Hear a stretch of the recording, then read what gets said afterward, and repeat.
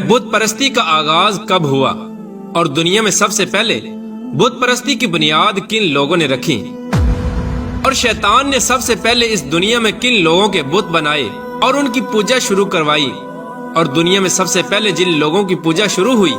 वो लोग कौन थे और ये बुत परस्ती दुनिया के अंदर किस तरह फैली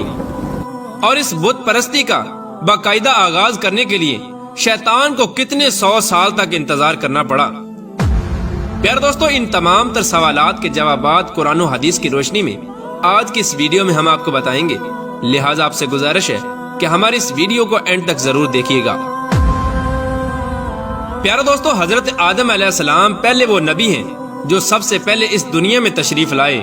हजरत आदम अलैहिस्सलाम के बाद अल्लाह तबारक व तआला ने उनके बेटे हजरत शीस अलैहिस्सलाम को नबूवत अता फरमाई। हजरत शीस अलैहिस्सलाम के दौर से ही शिरक की इब्तिदा हो चुकी थी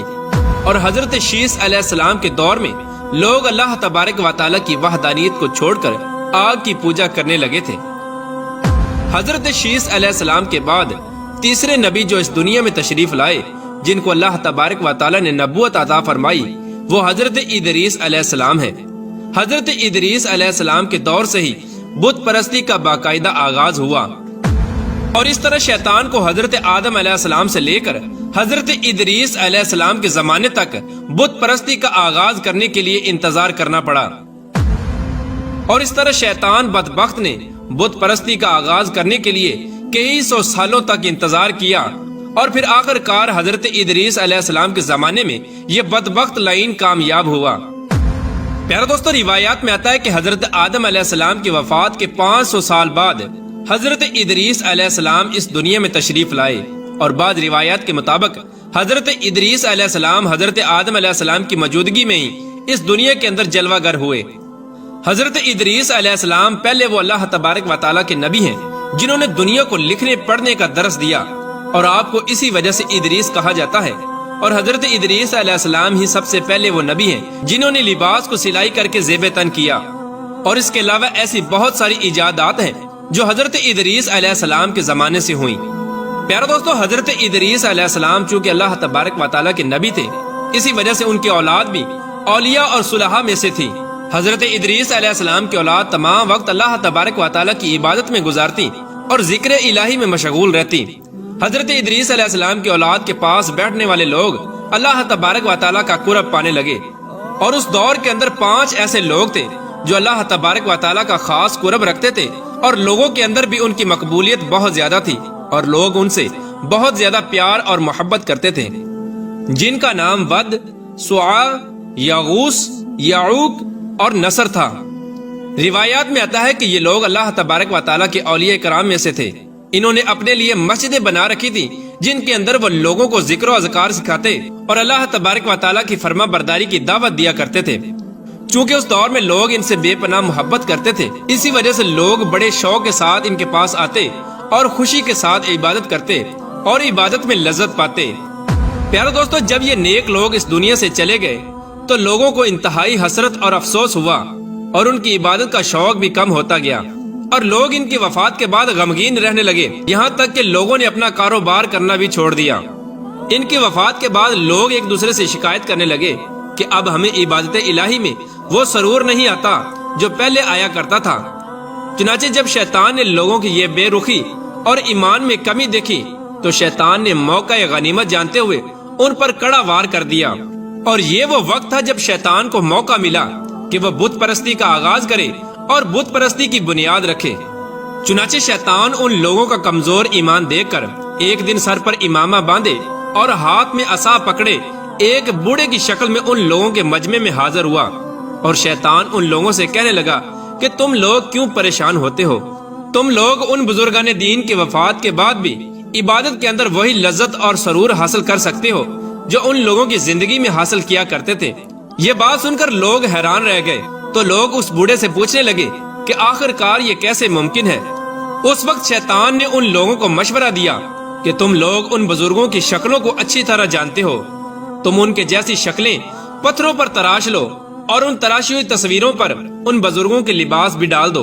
और फिर उन तस्वीरों को अपनी मस्जिदों के मेहराबों में खड़ा कर दो। इस तरह जब तुम लोग इबादत करोगे तो तुम्हें ऐसा महसूस होगा کہ یہ لوگ تمہارے پاس موجود ہیں اور تم کو دیکھ رہے ہیں۔ اس طرح تم لوگ عبادت بھی کرتے رہو گے اور عبادت کے اندر لذت بھی برقرار رہے گی۔ چنانچہ اس طرح شیطان کی یہ تجویز ان لوگوں کو بہت پسند آئی، کیونکہ اس وقت ان کو اس میں کوئی قباحت نظر نہیں آ رہی تھی۔ لہٰذا ان لوگوں نے فوراً شیطان کے مشورے پر عمل کرتے ہوئے اپنے بزرگوں کی تصویریں تراشی اور سجدہ گاہوں میں سجا دی۔ اس کے بعد پھر شیطان نے آہستہ آہستہ ان لوگوں کو یہ مشورہ دیا کہ تم میں سے جو بھی عبادت گاہوں میں جائے وہ پہلے ان بزرگوں کی تراشی ہوئی تصویروں کے ہاتھوں اور پاؤں کو چومے، تاکہ یہ پتھروں کے بنائے ہوئے خدا ان سے راضی ہو جائیں۔ پھر آہستہ آہستہ شیطان نے ان لوگوں کو یہاں تک گمراہ کر دیا کہ لوگ عبادت گاہوں میں آتے مگر عبادت کی بجائے صرف ان مورتیوں کو سلام کر کے واپس چلے جاتے، یہاں تک کہ قدم چومنے کی جگہ سجدہ رائج ہو گیا اور لوگ ان کے قدموں کی بجائے ان بتوں کو سجدہ کرنے لگے اور اللہ تبارک و تعالیٰ کی وحدانیت کو چھوڑ کر ان بتوں کی عبادت کرنے لگے۔ پیارے دوستو، آہستہ آہستہ اسی طرح وقت گزرتا رہا، یہاں تک کہ یہ نسل اس دنیا فانی سے رخصت ہو گئی، اور اس نسل کے بعد ان کی آل اولاد میں سے جب دوسری نسل اس دنیا میں آئی تو شیطان نے اس دوسری نسل کو گمراہ کرنا شروع کر دیا۔ تو شیطان اس دوسری نسل سے کہنے لگا کہ تمہارے باپ داداؤں کے بنائے ہوئے یہ بت حقیقت میں تمہارے خدا ہیں، جن کی پوجا تمہارے باپ دادا کیا کرتے تھے۔ اس طرح شیطان نے اس دوسری نسل کو مکمل طور پر اللہ تبارک و تعالیٰ کی وحدانیت سے دور کر دیا تھا اور کفر و شرک کے اس اندھیرے کے اندر دھکیل دیا تھا، اور وہ لوگ اللہ تبارک و تعالیٰ کی ذات کو مکمل طور پر بھول چکے تھے اور اللہ تبارک و تعالیٰ کی وحدانیت کو چھوڑ کر ان بتوں کی پوجا کرنے لگے۔ اس کے بعد آہستہ آہستہ پوری دنیا کے اندر یہ بت پرستی پھیل گئی، جن کی نسل آج کے دور میں بھی موجود ہے، اور یہ لوگ آج بھی بتوں کی پوجا کرتے ہیں۔ پیارے دوستو، اس طرح دنیا کے اندر بت پرستی کا آغاز ہوا، اور سب سے پہلے جن لوگوں کے بت بنائے گئے وہ اللہ تبارک و تعالیٰ کے نیک بندے اور صالح لوگ تھے، جن سے لوگ بے انتہا محبت کرتے تھے، اور پھر شیطان نے اپنے مکر و فریب سے انہی نیک لوگوں کے بت بنا کر ان کی آنے والی نسلوں کو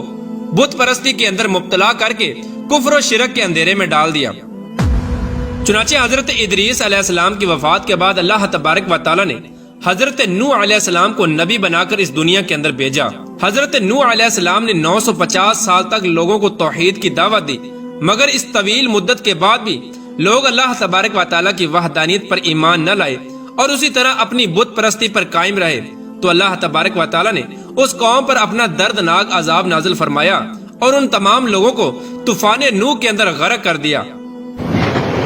اللہ تبارک و تعالیٰ سے دعا ہے کہ اللہ تبارک و تعالیٰ ہمیں نیک اعمال کرنے کی توفیق عطا فرمائے اور ان تمام گناہوں سے ہمیں بچائے جن گناہوں کے اندر مبتلا ہو کر پہلی قومیں ہلاک ہوئیں، اور اللہ